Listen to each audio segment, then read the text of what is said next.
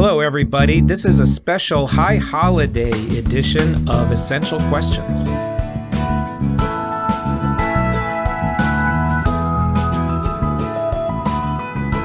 We've missed you the last few months over the summer, and we have this very special occasion today during the month of Elul to talk about how we prepare for the High Holy Days.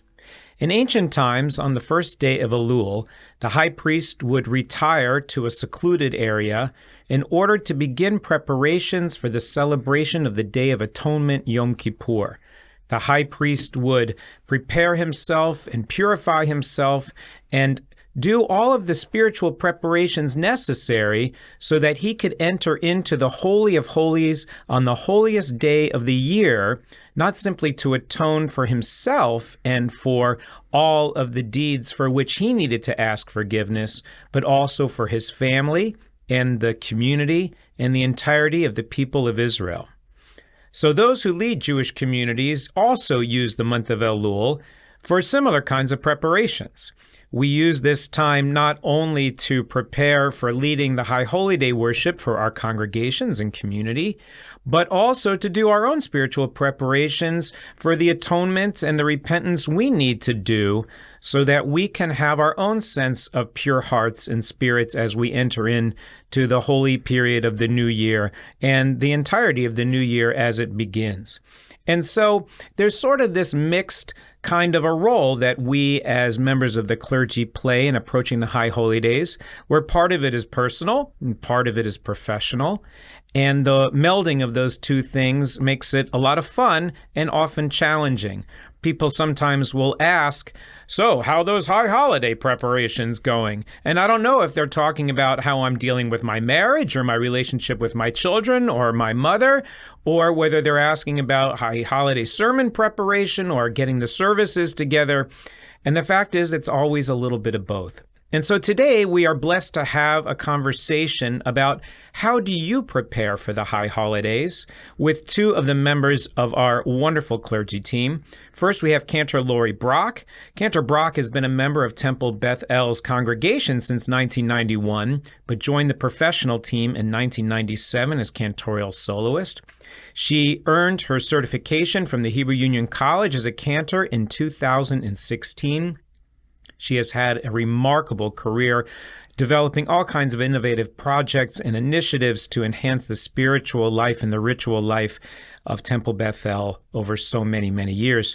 Rabbi Greg Weisman joined Temple Beth El after his ordination from the Hebrew Union College in 2013, where he also earned a master's degree in Jewish education.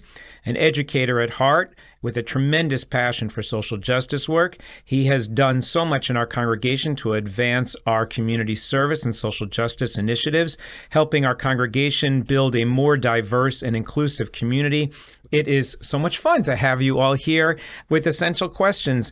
And so I wanted to just start in asking you, Lori, when you think about growing up and you think about your own Jewish journey, where did the high holidays fit in for you?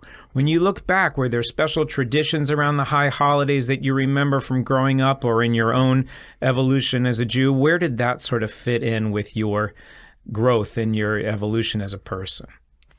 Well, when I think back at the whole High Holy Days, I think about meals with my family at my grandma's and grandpa's house, about going to services with my grandfather. Now, my grandfather went to a conservadox shul, and he had 4 tickets, and we would all rotate in and out in this service, which was pretty much all in Hebrew, which I did not understand. And yet, somehow, I honestly felt a connection. But I didn't have a formal Jewish education growing up. We didn't belong to a synagogue. And it wasn't until I went to a Methodist college that I was forced to take a religion course that I said, you know what, I'm going to take Judaism.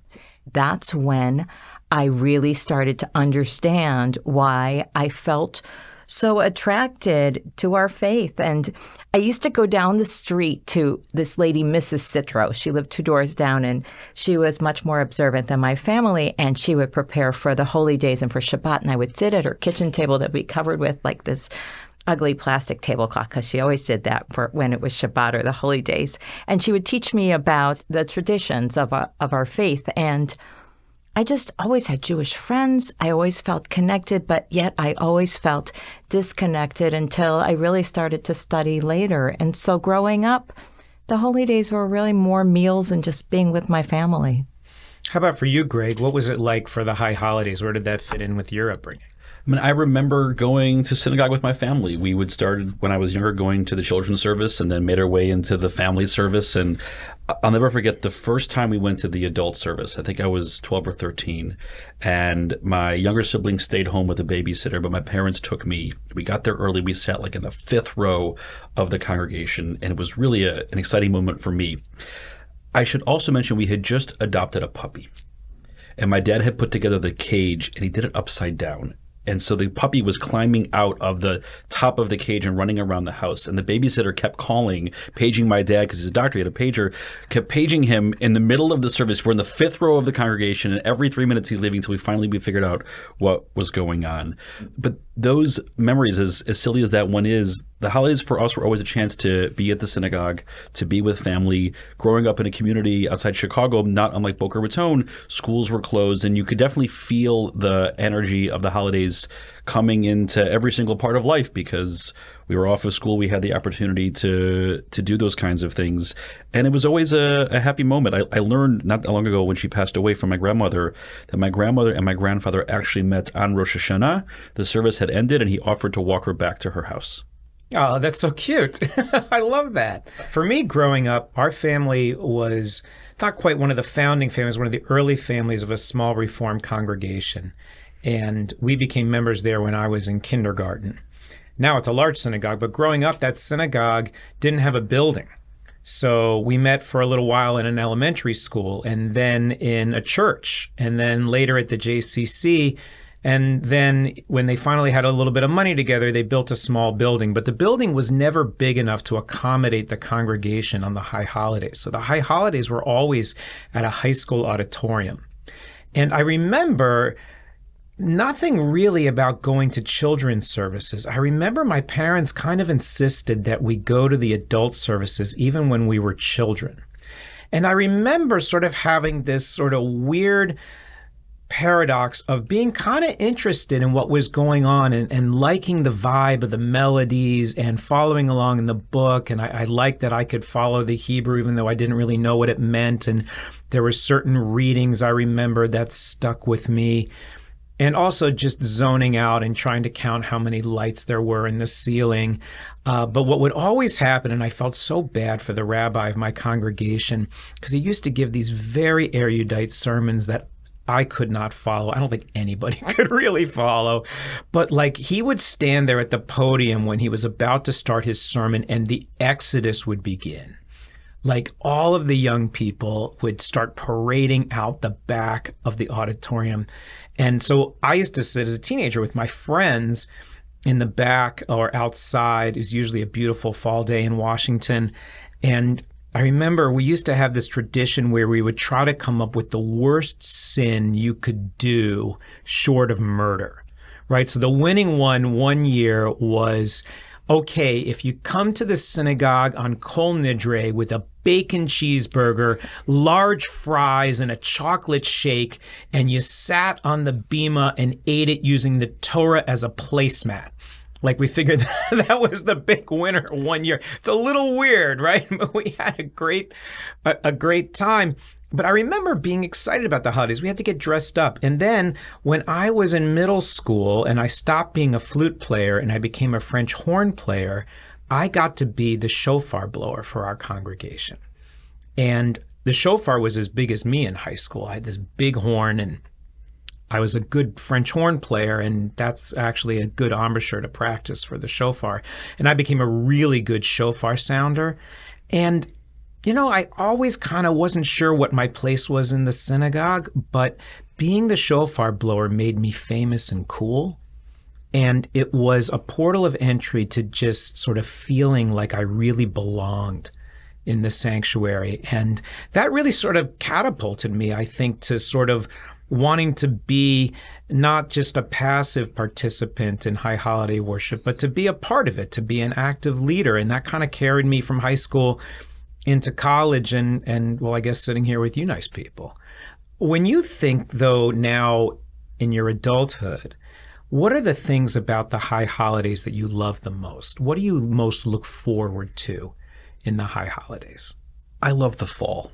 I love the start of the year. I love the fact that at the same time I got my children starting a new year of school. We're starting a new year of religious school here at the synagogue. I'm starting to teach a new class of students in my 9th graders, which happens to align with the start of the Jewish New Year. And so right now, everything in my life is about the opportunity that this new year represents. All of the wisdom of my 40 years behind me and the blank slate of a new year in front of me is, for me, incredibly energizing and incredibly uplifting.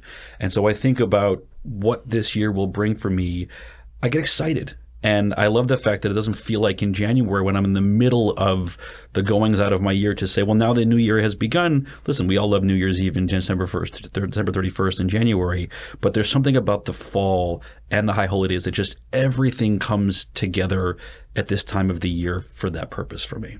You know, Greg, I can't agree with you more, because I love that opportunity, as you said, to restart, to clean the slate. And I think it's easy to do it in the fall because we've all had a little chance to rest and to reflect and to get out of town for a little bit and clear our heads. I love trying to bring the newness of who I've become over the year to the High Holy Days, to say, what is this High Holy Days going to be? It's never the same. This is my 27th High Holy Day here. I can't believe it. And I can't say two are the same. Every year it's different, and it's such an opportunity to look at our lives deeply and to honestly say who we are and who we want to be in the year, and to try to do better together as a community. It's interesting. There's so many different pieces about the high holidays that I love and that I look forward to. One of the things I really like is being asked to do a lot of introspection, to do just a lot of deep thinking. And that's kind of in some ways where the joy of rabbinic professional work and personal work comes together, because I'm constantly thinking, what can I say to the congregation that's going to be meaningful and it's going to stir some thought or is going to help people do their work, which means that I have to do my work. And it makes me read a lot of fascinating stuff. You know, it's almost like when you make a movie, there's a whole lot that gets produced that you never see in the movie that sits on the editing floor. But I love all that stuff. All the books that I read that I don't draw on for a sermon, they led me to a different idea. I also love the high holidays because it brings everybody together. You know, all these people that you see sometimes during the year episodically, but everybody sort of comes together. I love that the building is full. I think actually one of the hardest things I ever had to do in my career, as I'm sure you guys would agree, was when we had to lead high holiday services during COVID. And we recorded it all in advance. And you had to somehow pray authentically and meaningfully in a completely empty room. And there's something about the energy of having everybody come together that just is part of that energy, that surge that sort of feels like you're getting launched into the new year. I can't agree with you more. You know, we always say it's not about numbers, how many people are in the room. But when that sanctuary is full and you hear that sound when everybody rises for the Shema, I literally have chills. And then I hear the voices all together. It's such an energy and a connection that, yes, during COVID, oh my goodness, when we were recording, I will never forget when they opened the ark and they said, okay, you're going to do Avinu Malkeinu, but you have to look at the wall, because if you look at the ark, we can't put the camera in the ark and we won't be able to see you. And I remember thinking, oh my gosh, what did it feel like when I was with people? And I really had to just take myself back there in my mind and close my eyes for a minute and say, what is that feeling? And to me, that's like the most awesome feeling for me of the High Holy Days is when we open that ark and we turn and that cello starts to play. I get to say those words, Avinu Malkeinu, facing those Torahs, like with my full congregation surrounding me. I can't even tell you the feeling of that moment. And you're right, when nobody was in the room, it was really, really hard to get to that place spiritually and emotionally. I also love the fact that for us, the High Holy Day worship experience, the services, it's not one and done, right? We have the evening service and the morning service and the young children's service and the family participation service. So for us, personally, what keeps me going through those days is the fact that I get to have like an energy spend that we do during one service, and then we have a few minutes, and then I rev my engines again and get ready for the next one. I couldn't imagine not having the opportunity to do that on Rosh Hashanah and Yom Kippur. I couldn't imagine going home at 12:30 and being like, okay, we're done. That was lovely. I really love the fact that the privilege of being part of a rabbinic team and a clergy team is that I get to be at the synagogue all day with a variety of different folks from the congregation and the community. So what are some of the themes of the high holidays that speak to you the most? You know, when you think about what the tradition is trying to get us to think about, the leitmotifs, the liturgical themes, the spiritual elements, what are the things about the high holidays that really touch you the most? For me, I love the idea of renewal. We are the same person we've been every single year of our lives, and we are also a new iteration, a new version of ourselves. There's that wonderful passage, Chadesh Yameinu Kekerem, renew our days like the days of old. You can't be new and old at the same time. Either you're new or you're old. But in fact, the whole idea is that we are supposed to put ourselves on the shoulders of the years behind us and those who've come before us and try to glean all of the wisdom that has been gathered and say, what do you want this year to be? Because it is that blank slate. And the opportunity to imagine and look forward to a new year, hopefully for goodness and good health and happiness and peace, that is for me one of the really important pieces of the holidays. So I guess one of the most important times of the holiday is when we say the words of Unatana Tokev. I find it the most humbling and difficult and powerful moments that we approach, because I look at that congregation and I see who's not there from last year. It's a pain and a hole that needs to be filled. And at that moment, when we go on to say Rosh Hashanah together, Yikatevun together, on Rosh Hashanah it's written, on Yom Kippur it's sealed. When the congregation chants those words together, I don't believe that actually on that day it's decided who's going to be there and who's not going to be there. But I think when I look out, I feel the preciousness of the moment that we're together, that we don't get this time back. And I don't know which of us will not be here next year. And yet we face our biggest fears together as a community and say these words. It is so powerful that it just makes the holidays real and sobering. And I think for me personally, I need that. I need that grounding of saying we are in this together and we will face this together. What's the moment that speaks to you? Well, for me, that same kind of idea, this confrontation with mortality, to me is the most moving part of the holidays. And there's so many different ways in which the liturgy sort of spurs you to do that, but certainly Unatana Tokef, right? Let us proclaim the sacred power of this day. Who shall live? Who shall die? Who shall see ripe age? Who shall not? And I do exactly, I think, what you described, Lori. I kind of look around and I say, who's not here this year? Was here last year. And then kind of look around again. I go, who's sitting here this year and going to be here next year? And then I always get this sort of shiver that kind of goes straight. And I'm like, what if they're talking about me? This idea about how precious and fragile life is. And when you come into confrontation with your mortality, most of what matters in life comes into pretty clear focus. I like being reminded of what matters. I like how the holidays remind me in so many different ways to think about life as this amazing, holy, and fragile, precious gift. What are you using it for? What are you worried about? what are the real animating parts of what makes you, you, and how you choose to use the gift of life? And I love being invited to think hard about that.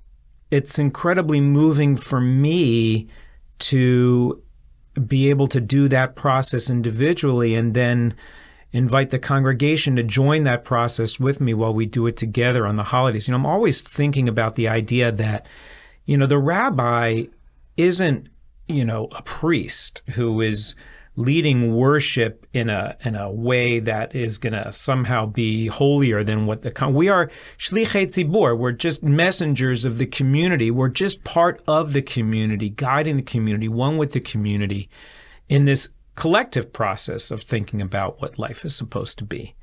So I guess I'd also ask you, are there themes about the high holidays that you don't like, or prayers that you wish, we could take an eraser or we do skip over certain pieces, but, ideas of the holidays that you just don't hanker to or that just rub you the wrong way? I'm stuck because I love Unatana Tokef, and I also don't at all. Because as much as the conversation about mortality and life and death that are so important to the high holy days, I do fear that it leads people to think more about death than about life. Right, that the message of Unatana Tokef is not you're going to die one day, so be careful. The message is as Dan, you just said, you have this beautiful gift of a life. Uvacharta b'chaim, choose life. What are you going to do in this year that is going to enhance your life? What are you going to do this year that is going to enhance the lives of those that you love and those around you? I wish we could, in some ways, reformulate the question of the way in which we think about mortality. And knowing the historical nature of that particular utterance, that it was of a time when our people were really living in a fragile place and were very vulnerable. The things that we are fearful of today, not so much the fire and water, although we clearly know that we are vulnerable to fire and water, but the notion of, I think, maybe sort of the morbid mortality that brings about for me when I read it. If I had my druthers, I would reframe that into you have this beautiful opportunity, don't squander it. I think for me, I get very put off by the idea of God as an accountant. That God is sort of going to decide what your life is going to be on the basis of how many times you light Shabbat candles. I just don't buy into that model at all. And I was thinking a few years ago of, how do I imagine, because there's so much language in the liturgy around God as judge, right? And it's in there in the Unatana Tokef, you are counselor and witness, judge, and, and it's like, terrifying. I guess it's supposed to be a little terrifying. But I remember in college, I had an English professor, Fred Bush, who was a novelist, and he taught this course that I took called Reading and Writing Short Fiction. And he starts the class basically daring anybody to take the class. He says, this class has no tests, no quizzes, and no final exam, which means I can give you whatever I want. And he sort of, terrified us. And our job was to write 40 pages of original short fiction. And what will happen is you give me a short story and I will give you comments. And you give me another short story and I will give you comments. And I am not a natural fiction writer, which is what I learned in Fred Bush's class. But I remember he was this sort of big round man and he had a big beard, and it was central New York. He used to wear these big sweaters, these big cable knit kind of sweaters. And his office was, like you think of a professor's office, just filled floor to ceiling with books and papers, and his desk was always filled with stuff. And I would come in sort of terrified to show him my most recent mediocre work. And instead of sitting across his desk from me, he would come around to the side and he would put that big arm around my shoulders with that comfy sweater. And he'd say, okay, let's see what we've written. And the idea of God not as the punishing accountant, but as the loving teacher saying, all right, let's see what you wrote in the story of your life last year. And how can I give you some guidance as to how you could write a better story next year? For me, that metaphor works better, but the judge piece is hard for me. Right. And how about at the end of Ne'ilah when the gates are closing? It's like, what? We're done? We're done for the year? like, I could do more. Like, give me another hour. I always felt funny where it's like, the gates are closed. We're done. Now let's go to Sukkot, put up our sukkah. I feel like the process of repentance needs to continue, and the result of it can continue. It's like you say, God doesn't judge on that day. I can't believe that. So do you have special traditions or things that you do during Elul to prepare yourself, whether it's, I think people are always curious, well, Rabbi, what do you do to get ready for the high holidays? So maybe we'll talk a little bit, first about, what do you do personally to prepare yourself just as a Jew for the high holidays? And then maybe we'll talk a little bit about what you do to get ready for your professional role. But are there things that, Laura, you do that are just like your thing that you do to get ready for the new year? Well, I think I start thinking about it at Tisha B'Av because there's a lot to prepare. And you know me, I'm always doing things in advance. And because I think about that as the lowest time. And then counting up to getting to Rosh Hashanah. First of all, to get to Elul and then to get there. And I think I just try to be a little bit more aware. I try to read more. I try to listen more. It's funny, a friend of mine just sent me an email, and he always had this quote on the bottom by Jonathan Sacks, and it said, "Faith is not certainty. Faith is the courage to live with uncertainty." And I thought, wow, that's been there, and I never really read it. Like, you get emails from people and the little quotes on the bottom, and I thought, that is so true. And I was thinking about this month in Elul about the questions that we're going to ponder on Slichot. Who am I? Where am I coming from? Where am I going? And I did that exercise. Remember you told me about the exercise that you did with people where you say, who are you? And you say, okay, I'm a 62-year-old woman. I'm a cantor. I'm a mother. I'm a sister. I'm a wife. I'm a friend. But who are you? I'm a lover of the arts. I love music. I am passionate about spirituality and Judaism and our people. But who are you? I am someone who feels deeply. I am someone who loves. I am someone who needs to love. And I am someone who desperately needs to be loved. And I was thinking about that. And I thought, well, what if that feeling of love, of needing to give love and receive love, is how I approach my high holy days this year? And you know me, both of these guys know me, that I get a little nervous and I get a little wound up. And I'm really trying this year to say, who am I? This is who I am. And I'm going to bring who I am into the holy days with a feeling of calm.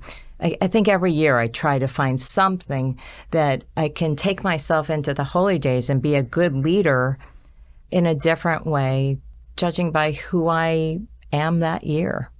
And I sing a lot. And I vocalize a lot. And you guys hear it up and down the hallways. It always seems like it's in a higher key when I first start practicing. And then I start singing. I'm like, okay, I can get up there. I sing a lot too, but it's mostly in the shower. Thank God.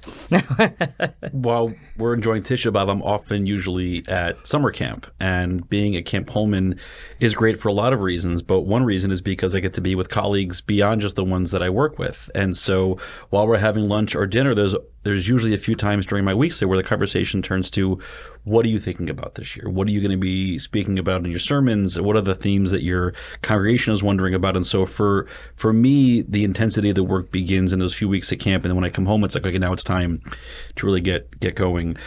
I'm a believer as a rabbi that the audience of my sermon is obviously everyone in the congregation. And because of live streaming, it's everywhere around the world. And it's the Holy One. However, the person that I'm often thinking about the most is me. If you go back and read the sermons or watch the sermons that I've given, I see that I've realized that often I'm speaking about things that I'm thinking about the most. What do I want to work on in my own self? I gave a sermon a couple of years ago about finding the opportunity to be more mindful and patient with everyone, but really I meant with my children. I'm thinking this year a lot about the connectivity between our thoughts and our feelings and how we react to the things that come up in life and how are we able to better suit those around us when we get these emotional reactions. And so spending the time reading, thinking, and Dan, as I'm sure you do, every thought, every new experience becomes, oh, was that something that I could potentially use for a High Holy Day sermon?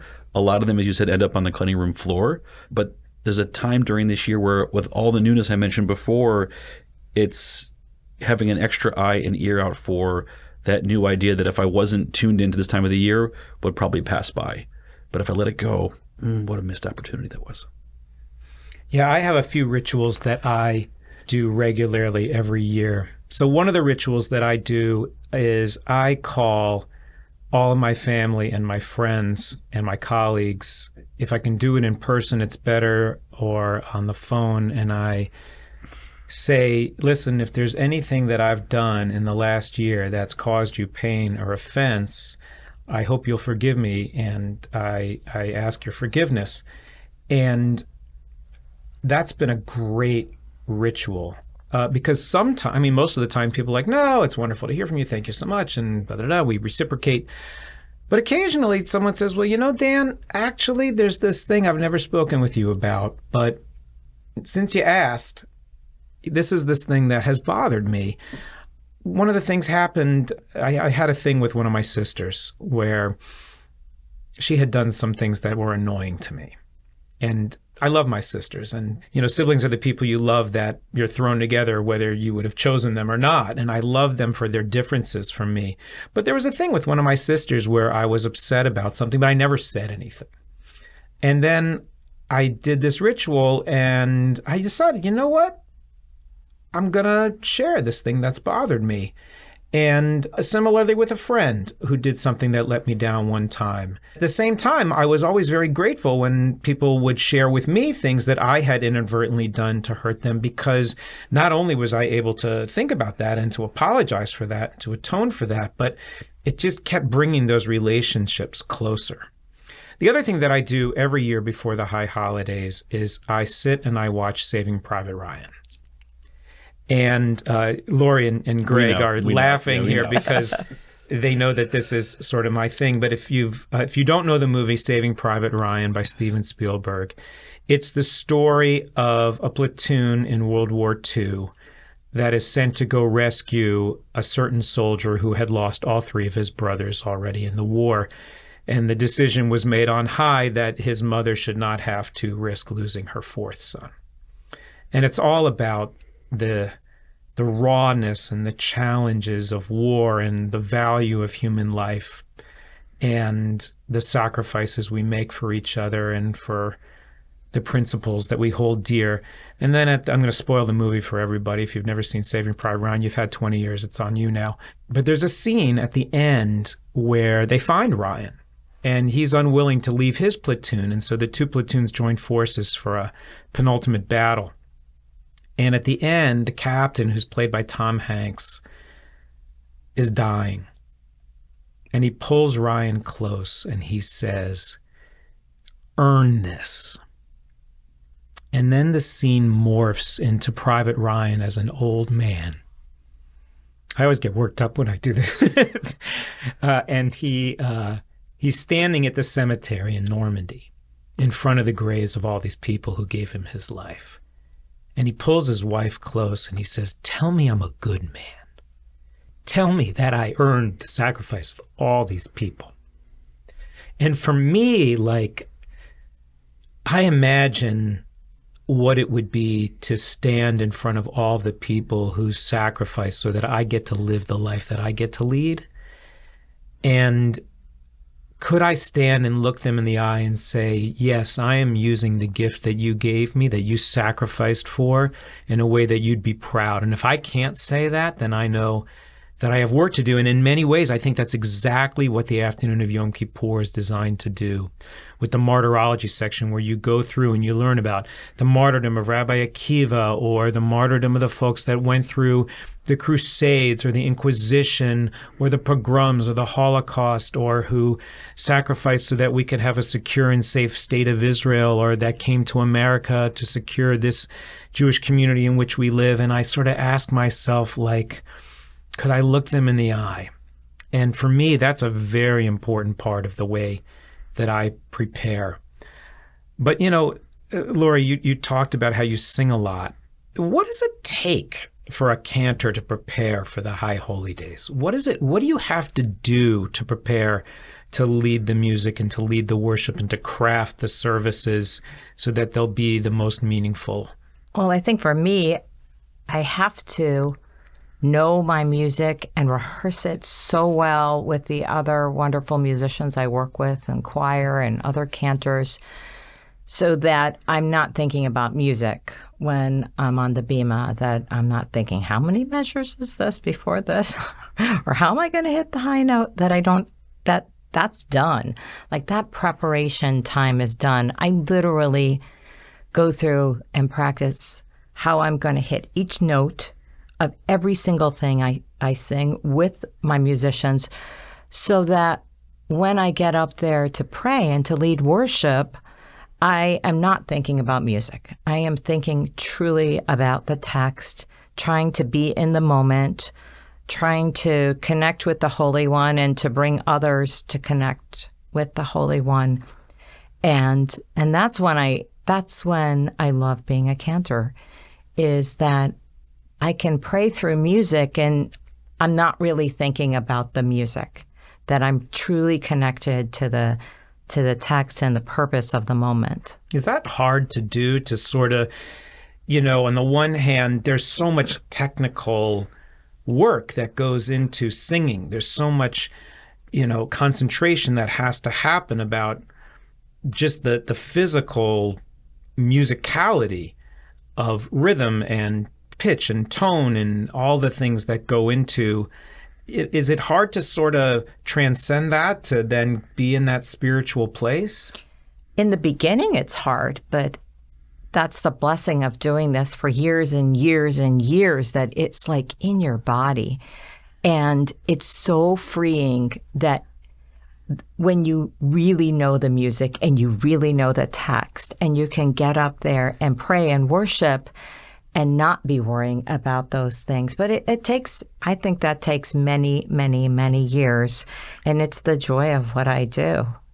What do you do, Greg, when you're trying to, everybody says, so Rabbi, how do you prepare your sermon? So what's your process? What do you do to sort of from beginning to end to get your messages together? It takes me an entire year. For me, I've thought about this a lot. Sermons take 12 months and 12 weeks and 12 days. Literally the day after I give my Rosh Hashanah sermon, I open up a new note on my notepad on my phone, and I start jotting down ideas as they come to me. What might next year's sermon be? And by the end of the spring, I usually have the idea, and I'm blessed to have one opportunity to give a sermon on the High Holy Days, and so I'm able to and need to distill my thoughts down to one thought. So by the time we get to April, May, Pesach, and Shavuot is usually when I decide this is what the message is going to be for the following High Holy Days. So for the summer, it's the 12 weeks of reading articles. And Dan, you love to read books. I read more articles and podcasts. It's just where I find the ideas that I'm looking for. Although I end up often grabbing a few books because some of the stories that we need to animate and illustrate our messages often come from those deeper dives. But it's the 12 weeks of taking the idea, finding the various parts of it, looking for the Jewish texts that are going to back it up, looking for the anecdotes that are going to back it up. And then it's not a consecutive 12 days, but in the month of Elul, between everything else, because there still is the start of school and running a synagogue and being a husband and a father, all those things, but about 12 different days during the month of Elul, give or take. It's a number. I'm sitting down and I'm writing pieces here and there, and I try to get a full draft about a week and a half out so we can get the editing done. And then that last week, I love those years when I get to like the 25th of Elul, and I'm like, it's cooked. That's a nice time for me. I don't always have that opportunity, but what that does often do is it give me an extra little bit of time to focus on the rest of the High Holy Days, right? Focus on the other words I'm going to share during the service. Focus on rereading the same words we've read year after year after year beforehand, but reading it with a new light and a new sense of who we are. Those are the other pieces. It's not just about the sermon. It's also about the worship experience in total. Yeah, for me, I'm not sure it's a 12-month process, but it's definitely a process that evolves over the year. Just like you, I have a note on my phone that's called High Holiday Ideas. And as I'm thinking about themes or things that come up over the course of the year, I'll jot things down, and I keep sort of adding to that little file. I spend a lot of time just trying to think about, what are the meta questions that people are wrestling with in our community, in our country, and amongst our people, where I can do what they don't have time to do, which is to read a ton of articles or listen to some podcasts or draw on some themes for some books, and to try to use the gift that's given me to think more deeply and to invite people to explore that. So I remember a few years ago, we were talking about just sort of all of the challenges that were going on in our country and all the things that were going on. And so many people I met were like, well, there's nothing we can do about it. There's nothing we can do about it. And so I said, you know what? That's a cop-out, And I started thinking about complicity. And I started reading a lot about complicity. And so I started to develop an idea around that. Sometimes it's, sort of those meta questions. Another year I just sort of, was in the throes of fatherhood, and I had 3 teenagers, and, they were uniquely challenging. And I started just being more resonant to this idea of Avinu Malkeinu. And then I kind of said, I wonder for God, what's it like to parent us? And that was sort of the theme for a sermon. But, I have friends who they take July off and they go and they write their sermons and put them in a drawer and put them away and then pull them out for the holidays. I can't do that. Mm-hmm. It just feels stale. So I'm like thinking and writing. And then a few weeks before, I sit down for a concentrated number of hours and I just try to burp it out, like in one thought, and then tighten the screws. I kind of know what a word length is that I'm looking for, which I think will get me in somewhere between 15 and 20 minutes. Last year, I was 1,000 words over that budget when I finally had my first draft. But then I started thinking, all right, I don't need to include that piece. I just keep tightening the screws. And the most important part actually is when I hand a draft to Amy, usually a few days or the night before, and I say, all right, so what do you think? Because I trust her judgment on these things implicitly. The best thing she ever said was I handed her a draft of a sermon one time, and I said, what do you think? She goes, it's okay. I mean, I'd sleep, but it's okay. So that went in the trash, and I started over and hopefully prepared something that was better. This has been such a rich conversation, and I've so enjoyed it, and it's such a privilege to share our congregation with you and to share the Bima with you. Do you have one last piece of advice for our congregation as they do their work to get ready for the holidays? It's so funny. A member of our congregation the other day said to me, I have such trouble praying with everyone and doing what I'm supposed to do as you're telling me to do it. Sometimes I just zone out, and sometimes I start reading the bottom of the page and I feel badly I'm not praying the right way. And I said, you need to give yourself a break. I said, if you need to zone out, zone out. If you want to read something else, read something else. Don't put such pressure on yourself of who you need to be while you're sitting in the seats of our sanctuary. Just be true to how you're feeling, and you'll probably come away with a lot more. It's funny, I had the exact same thought. But years ago, Tammy and I taught a class for the ELC parents about trying to make Shabbat in the home. And we talked about the fact that, and this is still ongoing, we have been in Boca Raton now for somewhere around 530-ish weeks. I don't think we've had a Shabbat that didn't involve at some point someone doing something that someone else didn't like. There's no such thing as a perfect Shabbat, and there's no such thing as a perfect High Holy Days. And I think my advice to folks would be that as much as we try to put our best selves forward and we put on our nicest clothes and we come to the synagogue in the largest gathering of our community, it's not going to go perfectly. And that is exactly how it's supposed to be. Our minds are supposed to wander into and out of the ideas, the themes of the service, not only the words of the liturgy, whether it's on the page or elsewhere. And if you're running a few minutes late, there'll be a seat for you. And if your kids aren't on their best behavior, neither are the adults.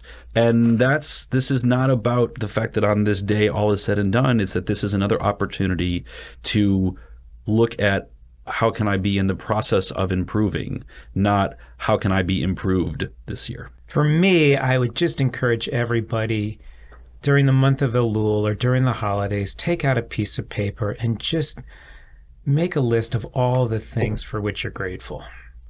We are so blessed, and it's so easy to get down or confused or worried. There's so much to be anxious about. But to get to be Jewish in 5784, in this community, with this congregation, I am so grateful that I work with the most passionate team of colleagues that anyone could ever ask. I mean, I look at how hard every single member of our professional staff works for our congregation to have a peak experience on the holidays. I look at how hard our amazing cadre of volunteers works to just give so that others in the congregation can enjoy. And so I just hope that everybody can just take a few moments and just count your blessings. And God willing, for all of us, a sweet, healthy, happy, successful, good New Year. Amen. Amen. Essential Questions has been made possible by the Temple Beth El Jewish Ideas Incubator, committed to creativity and innovation in modern Jewish life. Many thanks to our production team, Jason Reeser, Amanda Brentzel, Jake Harris, Susan Stallone, and Eliza List. Special thanks to Jake Harris for original music and Isabella Tenenbaum for the original artwork. You can find this podcast on Apple Music, Spotify, and the Podbean app, as well as on Temple Beth El's website at tbeboca.org/essential questions. You can rate us on Apple Podcast or Spotify so you can spread the word, and we certainly want to know what your essential questions are. Email us at eq@tbeboca.org. We look forward to reading your comments and to addressing your ideas in future episodes. I'm Rabbi Dan Levin, and thanks so much for listening to the Essential Questions podcast.